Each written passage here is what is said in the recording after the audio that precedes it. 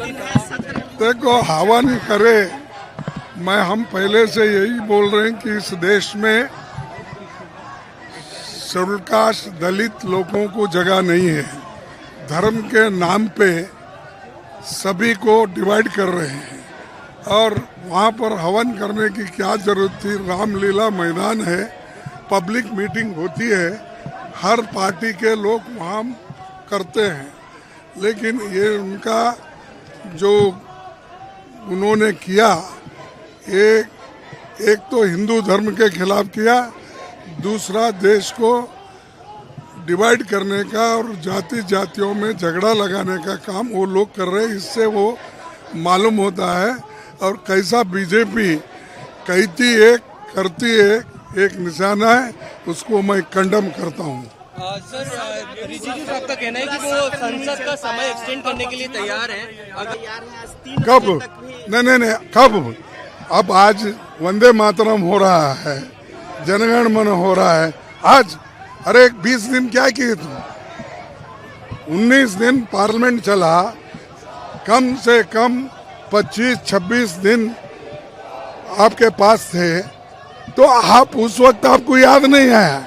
ये तो मैं समझता हूँ ये लोगों को बताने के लिए उनका स्टेटमेंट है एक, और दूसरा ये अपने आप को मैं तैयार हूँ, कोई नहीं आ रहा। कब तैयार होते हो?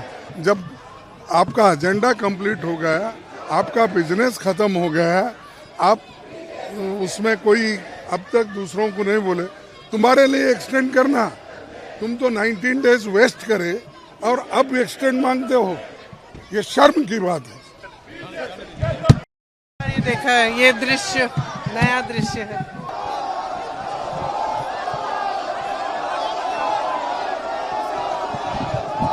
कब कह रहे हैं?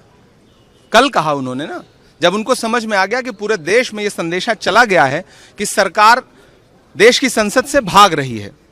जब उनको ये समझ में आ गया कि ये फीडबैक है देश के छात्रों के बीच में, देश के युवाओं के बीच में, देश की जनता के बीच में, तब उन्होंने एक चिट्ठी लिखी स्पीकर साहब को कि नहीं, हम एक दिन बढ़ा भी सकते हैं, हम संवाद में भाग लेना चाहते हैं। अब तक कहाँ थे आप?